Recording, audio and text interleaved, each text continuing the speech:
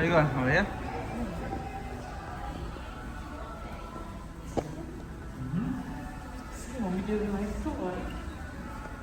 I'm recording.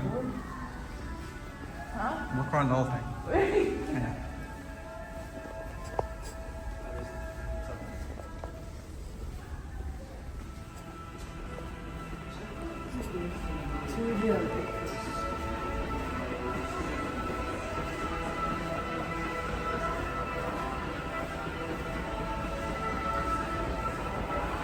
Long line. I think that's a short line today. Gift shop over here.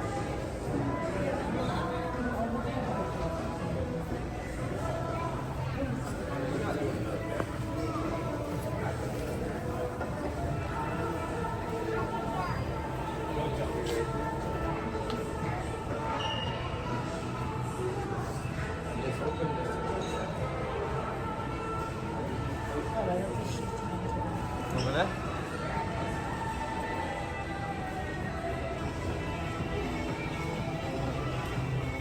Here we go. Hey, look at this. Big flow. Everything follows kultury.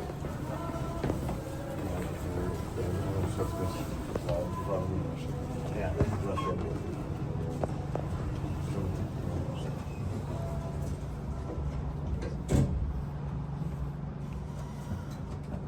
Alright, everyone, welcome to CN Tower. Welcome to our glass elevator. We're facing the north side of Toronto. We're traveling at a speed of 22 kilometers an hour, 15 miles per hour. It's going to take us 58 seconds to reach our main observation level, which is 346 meters, 1,100 feet high, or 114 billion stories above the ground. If you look below your feet, we also do have glass panels that are seen through the progress of the elevator. Wow. We can go even higher if we have if we have separate tickets to the top. We can go up to 147th floor, and once you come back to the main deck, you can take the stairs to the lower deck to where we have the overviews and the glass.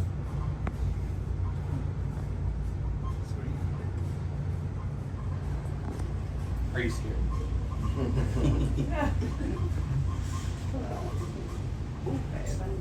Can you see the push the egg? Yeah, puppy, yeah.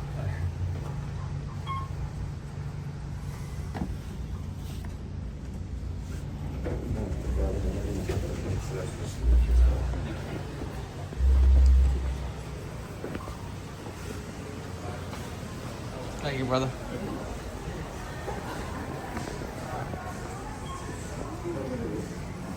Wow. Look at that. Yeah, whoa.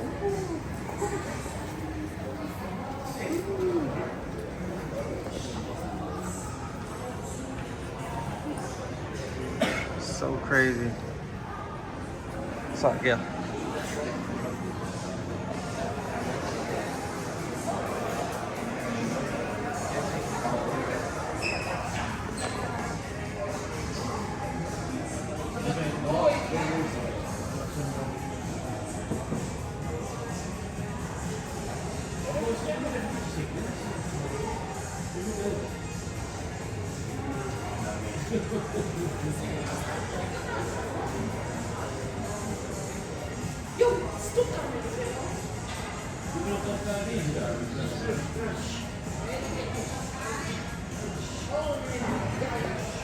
It is beautiful over here.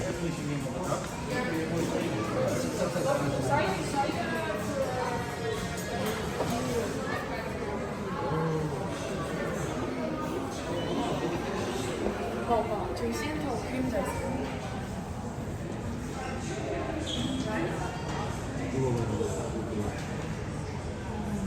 모조 센터는 빔이 열리나 보네.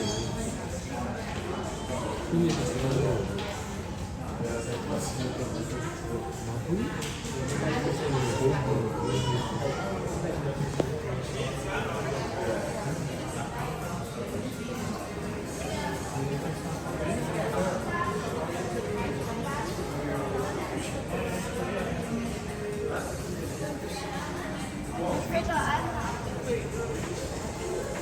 Airport's over there.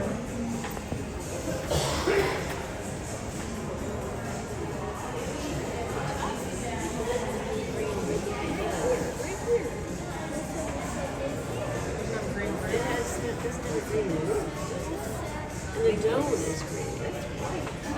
Wait. Okay. I'll slip to it.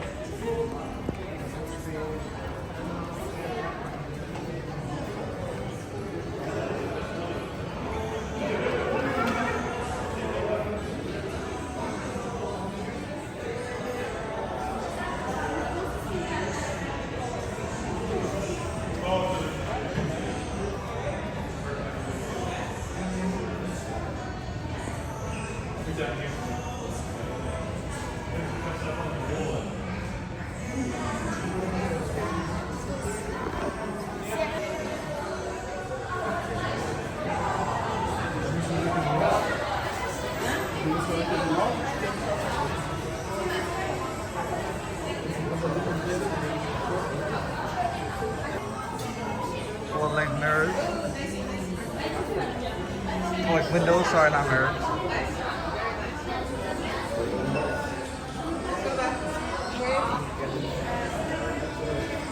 Yeah, I'm not seeing it.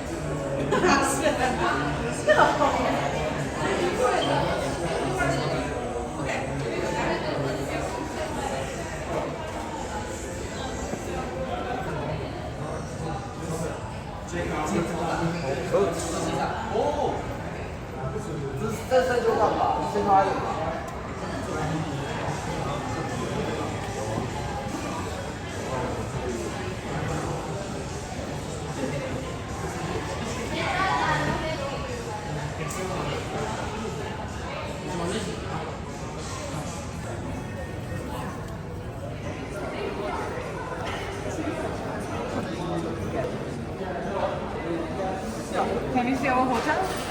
I don't think so. Maybe. I don't know. Our hotel's right in front of the tower. Nah, not right in front.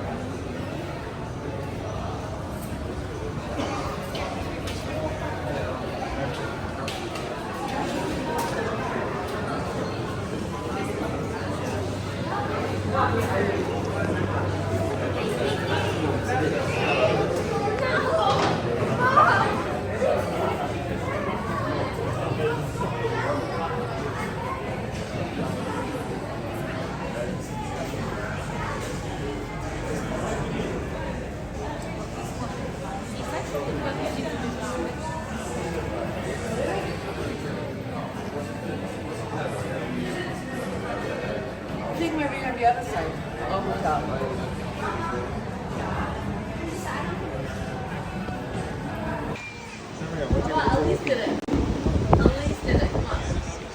Then he goes, fix me.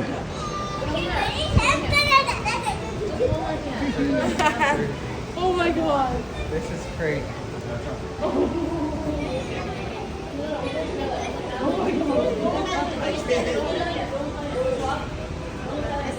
Man, I don't know how the hell I got the guts to do this now. Woo! This is weird. I can't believe I'm doing this. Wow. Wow. Oh my god, yeah. Look at that, man.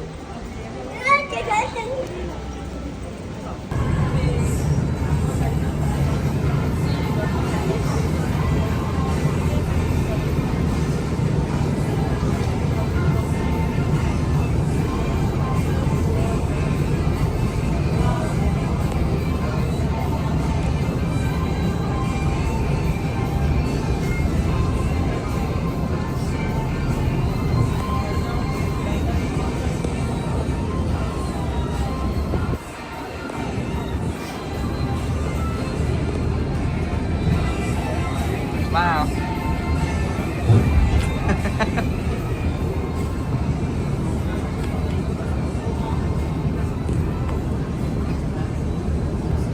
Big cruise over there.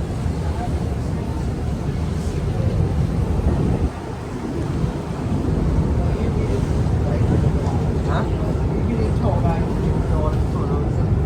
Yeah. I'm supposed to like it too.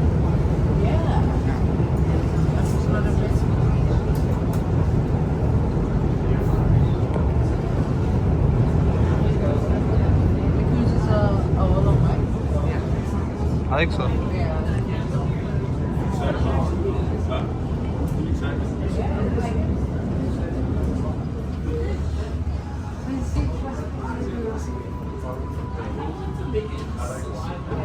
It's very peaceful. And you like to watch it like this?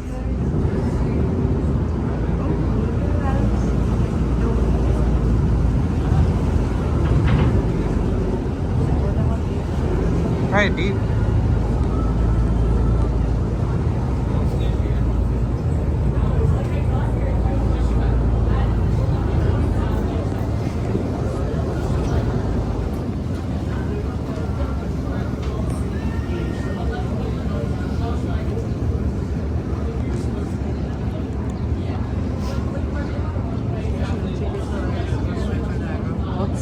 That'll be fun. That would be nice. Yeah. I want to take it to that.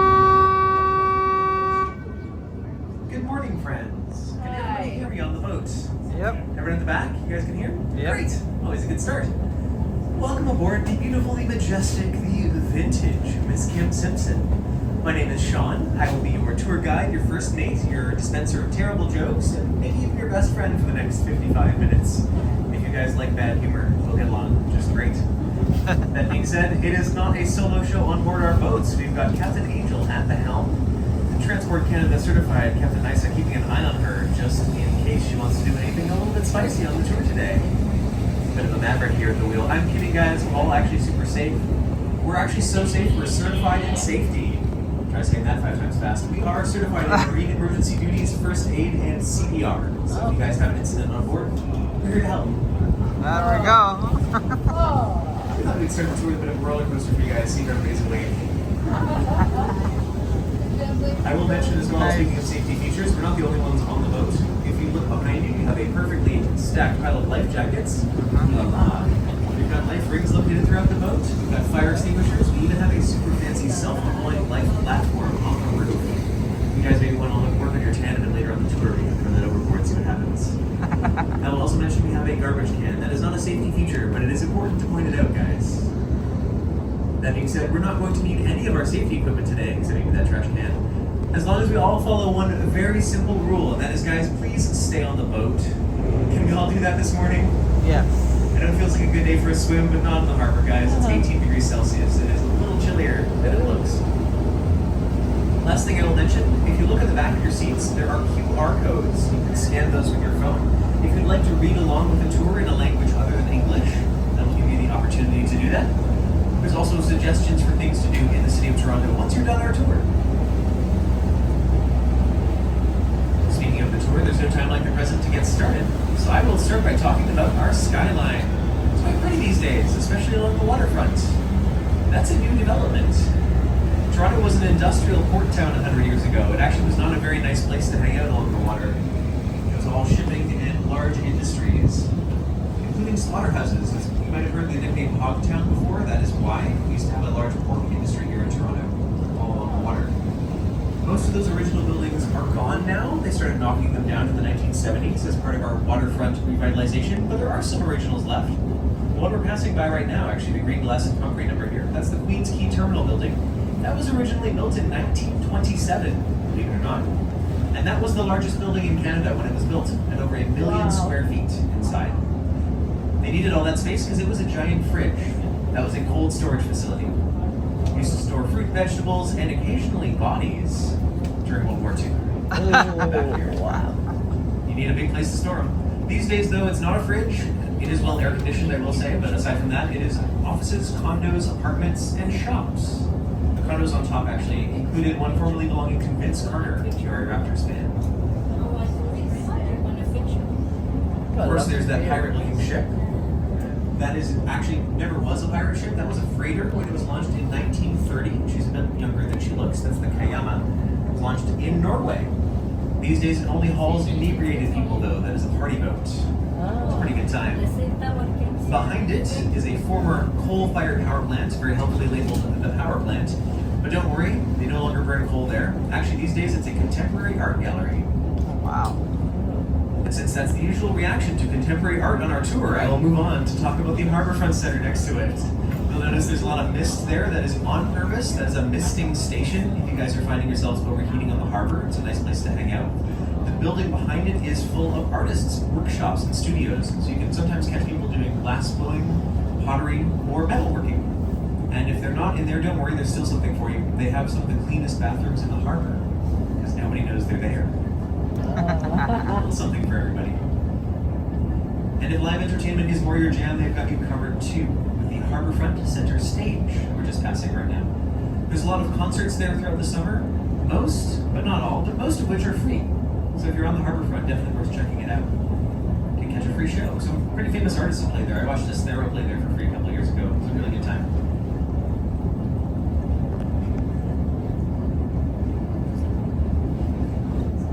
To historic bridges, Toronto has a few. We've got you covered there. This one's kind of interesting.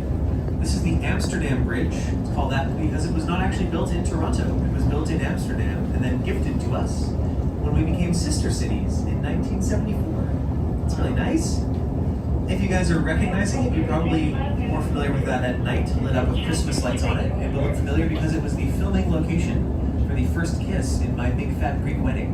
Really? Oh, wow. Yeah, that's probably why it looks a bit familiar. Oh yeah. You guys can head up there to reenact that. As you can see, it is now open to the public for the first time since 2021. Wow. But if you need a little bit of liquid courage before you do that, do not worry. We've got an Amsterdam brew pub right next door. That is actually their main location. They are a craft brewery. They have about 13 different seasonal drafts on tap. You can find them at a lot of bars around Toronto, but this one has a particularly nice patio.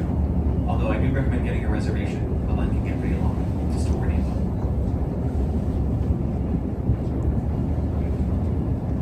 If you do manage to overdo it, maybe you have all 13 seasonal drafts in one go, don't worry. It's a very short stumble to our Marine Police unit here. They'll be very happy to help you get home. As long as you live over there on the islands. They don't do anything on the land side. They're really busy out here at the harbor, actually. They sort of take over from our Coast Guard here. If you guys don't know, Canada has the longest non-connected coastline in the world. Our Coast Guard are very busy. The Great Lakes are all part of our border, so their boats are elsewhere. That's why we have these guys here. And of course behind them is the very iconic, can't get through a tour without talking about it, CN Tower. So now that I have mentioned our most famous building, we can move on to the tour. My name? Yeah. I'll talk about it a little more later, guys. We'll get a better view when we're out on the harbor. Right now, everyone's going to have to get a neck injury to look up at the top. We don't want that. We're a safety-focused tour. That said, I do like to point out, if you see the lines on the concrete, if you guys don't know what those are for, I will mention them later on the tour. See if you can guess. It's always a fun game. Oh, and that, in case you're wondering what the hut that is coming towards us is, that is a floating bar. It's called a palapa tour. Wow. If you want to know how to get that, it's basically you can rent it out. It's $90 per person on the weekend, $75 on weekdays. Drinks not included, just to warn you. Oh. But I think they have a 2-for-1 deal. Like you both pay $75, you get one off that sort of thing.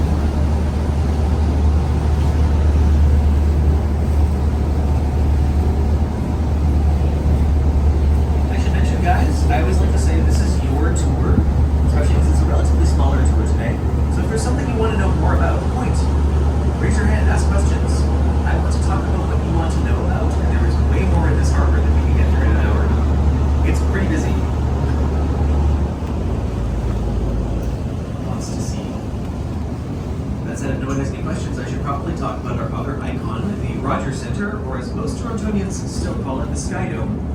If you ask anyone over the age of 20, they might not know what you're talking about with the Rogers Centre. It was the Sky Dome for a very long time. The reason being, that dome opens up. It is a dome that opens to the sky. Wow. We are very literal with our names in Toronto. I've heard. Do you guys know why this stadium is mostly famous these days? Any sports fans? Football. Baseball is exactly right, yes. It is home to Canada's best and Blue also Jays. worst because they're the only Major League Baseball team in all of Canada, the Toronto Blue Jays. They're actually not that bad. They made it to the World Series last year, but we're hoping they actually win it. That'd be nice if they did that this year. If you guys do want to check out a game, I go on a Tuesday. If you're not familiar, that's because they have a thing called Looney Tuesdays where they sell hot dogs for $1 each. Wow. It's a pretty good deal. I do want to go to a baseball game. Or the tracks. I always wanted to they're do that. selling. I think their current A record is baseball game. 106,000. I want to go. That was an early season game too, guys. That wasn't even a busy one. It's even funnier when you know that the capacity for a sport event there is 41,000 people. So that's a lot of hot dogs. Although I will say the capacity on that stadium does go higher because it doesn't just host baseball events. They also do concerts there. So that they open up the floor, the capacity goes up to 68,000 and change. Do you guys know what the biggest event was there though? It was not Taylor Swift. FIFA? WrestleMania. WrestleMania. Hulk versus The Rock. Oh, wow. Versus The Rock, 2002.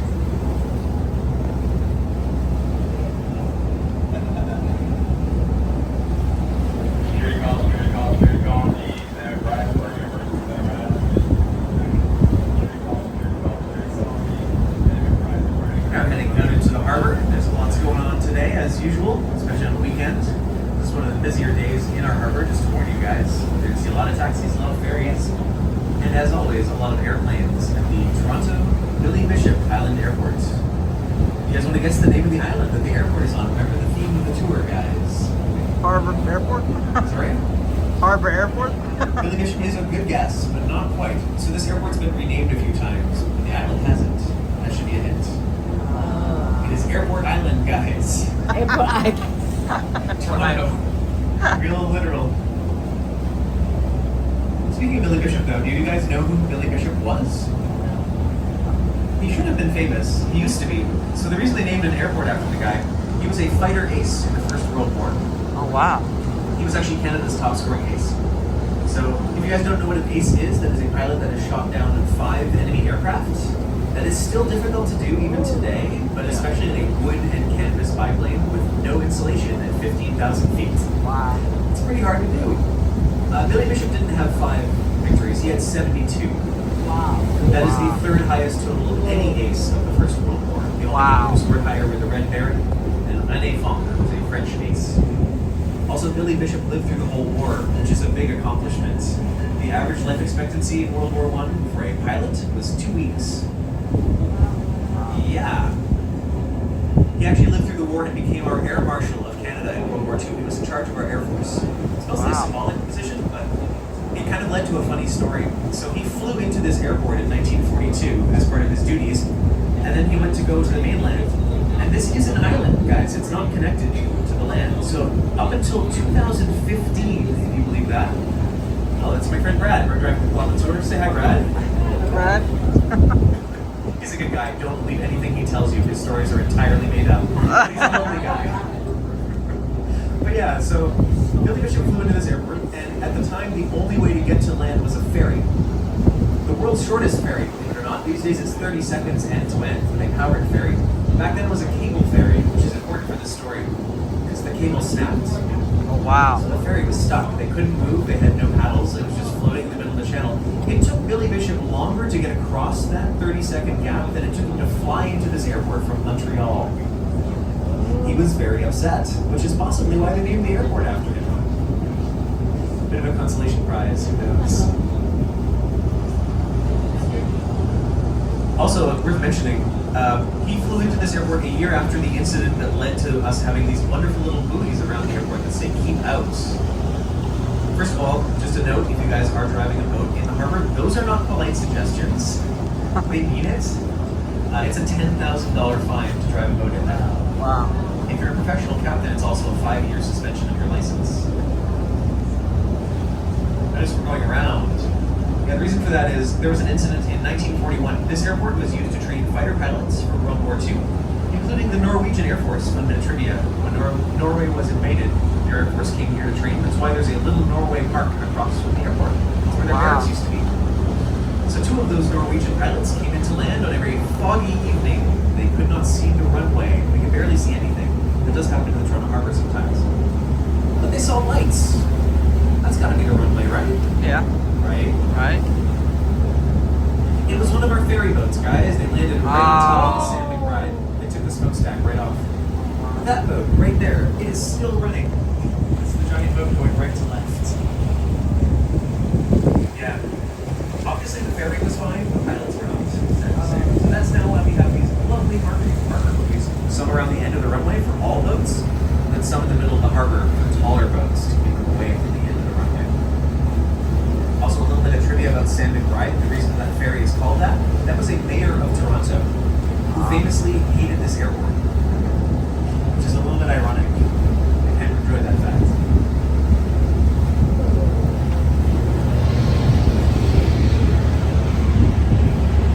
Yeah.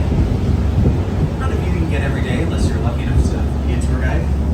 It doesn't get all of them. It's always pretty cool. That's also just worth mentioning if you guys do want to fly out of this airport. That's Porter Airlines, one of the two main airlines that go out of here. The other's Air Canada. And if I had to choose, I would pick Porter every time. And I am not paid to say that. Really? It is the better airline. But next time.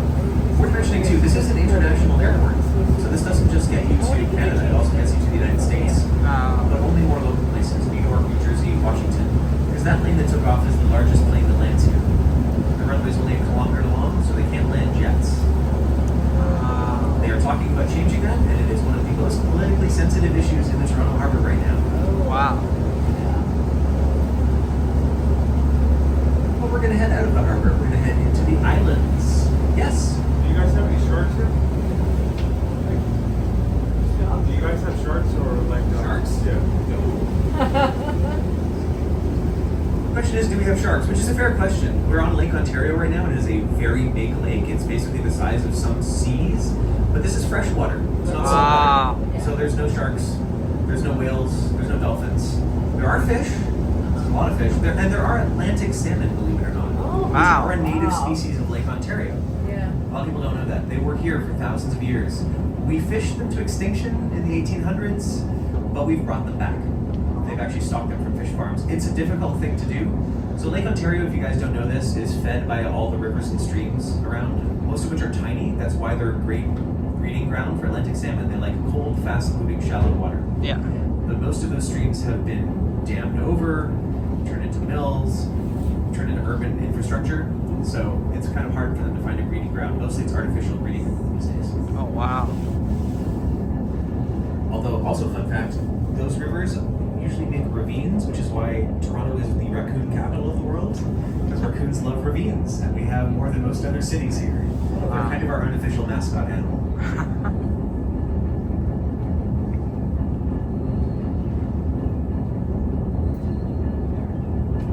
So we're headed into the Toronto Islands, I guess plural. In case you guys didn't know, there are 14 different islands, none of which are actually called Toronto Island.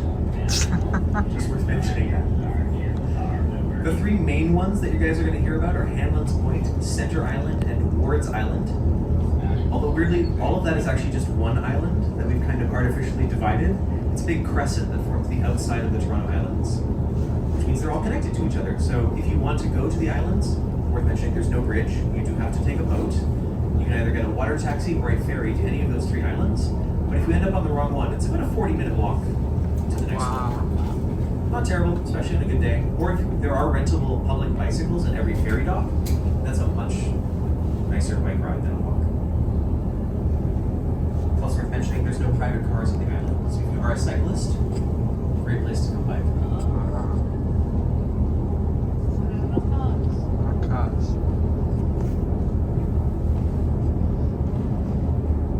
So I should probably talk about Hanlon's Point.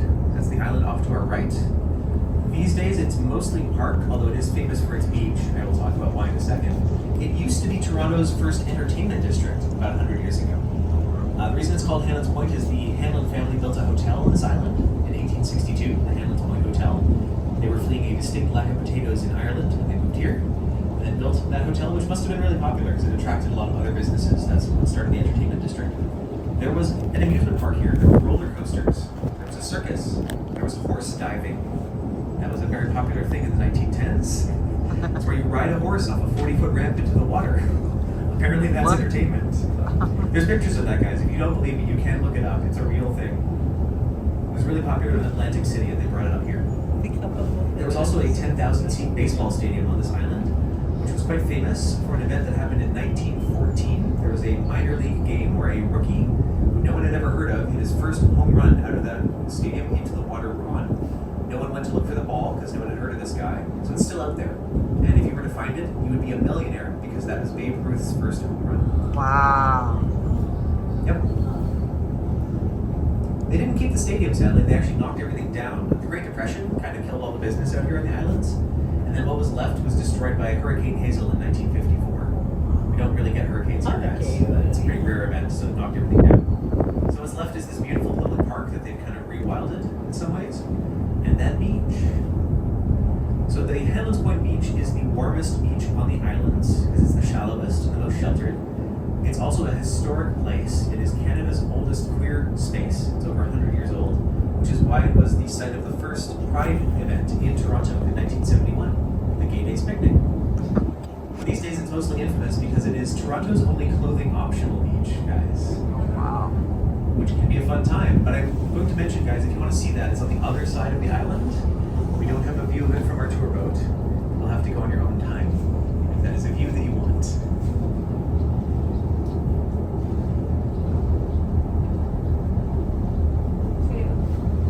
Cool view of the skyline.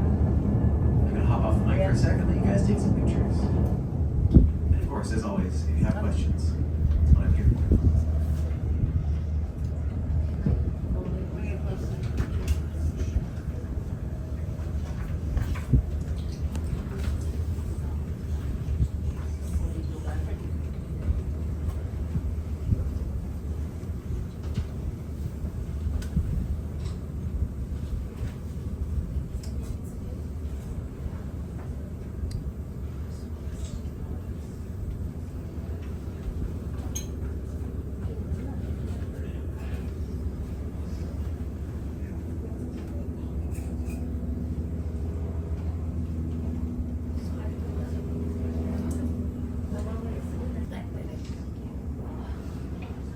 Because my friends, they're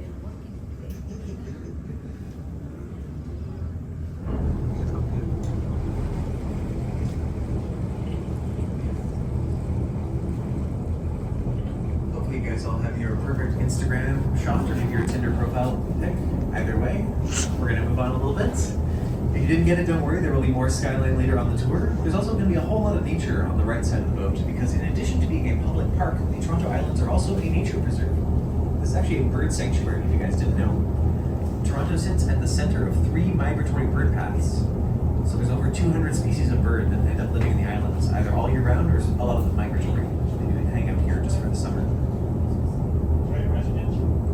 There are residences on the island. Funny you should ask. Yes, Ward's Island, that's the third and final island, it's the far east end, is a residential community. There's about 600 people that live there all year round. No, quite the opposite actually. It's an artist's community. They're quite poor for the most part. They live in some of the cheapest houses in Toronto. Yeah, they're very affordable, with a big asterisk. So the reason that they're there is they had to fight the city to save their homes. Actually, the island we're about to head towards is Center Island, also used to be residential, all got bulldozed to make room for the park. That was supposed to happen to Ward's Island too. But because they couldn't really afford to move back to the city and they loved their community so much, they banded together into a giant protest movement in the 1970s and won a temporary reprieve on their homes. So they have a 99-year lease from the city. They don't actually own their houses. Means that they're also not allowed to modify them too much. That's a condition of their lease. So they're very cottagey. They're very cute. They also can't sell them at market rate, which is why they're so cheap. But they can't sell them to anybody. Like they can't sell them on the open market. So the way you get one is you inherit one, or you win a lottery that puts you on a waiting list. That waiting list is 500 names long. Costs you $50 per year to stay on. And the guy at number 500 right now is waiting about 60 years to get to the top. Wow. On average.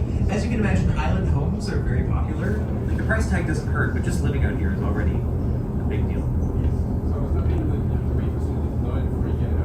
Die or sell their house. Some people don't have kids, or they just don't like living on the island anymore. You guys are going to notice there's no grocery stores around here, there's no hospitals, there's no amenities.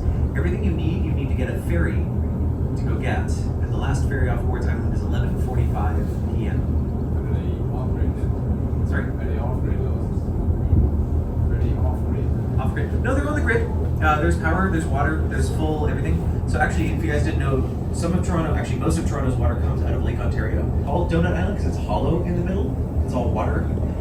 That used to be a water intake for the Toronto Water Treatment Plant. That's why it's there. That's an artificial island. But it is no longer that. It's just pretty.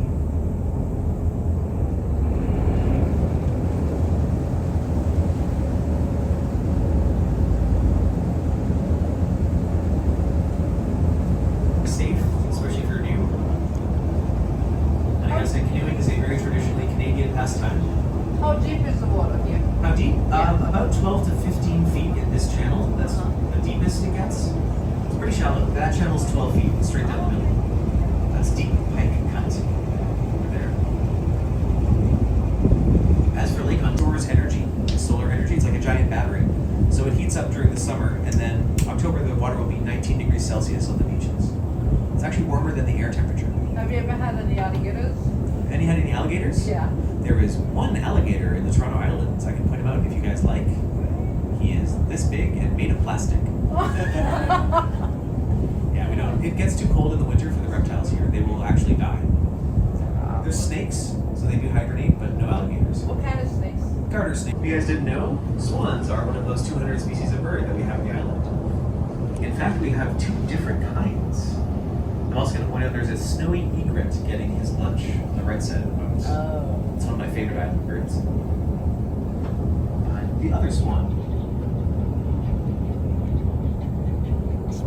If you guys didn't know, so these are here. It's a big problem. We've tried a few ways to bring that number down. If you guys are curious, we're just dodging some wild canoes right now. A lot of them aren't familiar with the fact that our boat has a deeper draft than they do, so they can go anywhere. We can't. They don't seem to know that. It's their first day, guys. We're giving them a break. But yeah, if you're curious about ways to control a goose population without hurting them, because that's a very important thing. This is still a bird sanctuary. They're a national bird. You can't really do anything to them. So first we tried boiling the goose eggs. That prevents them from hatching. Procedure. And remember, 10,000 geese and counting. So taxpayers had some questions about the goose vasectomy line item on their bill, so we stopped doing that one. We actually introduced a natural predator. You guys remember Toronto's most iconic animal? In the wild, raccoons eat goose eggs, guys. Wow. Yeah. In the wild is doing a lot of lifting in that sentence. We don't have wild raccoons in Toronto. It's a big city. We have city raccoons. They've been trained to live on other people's trash.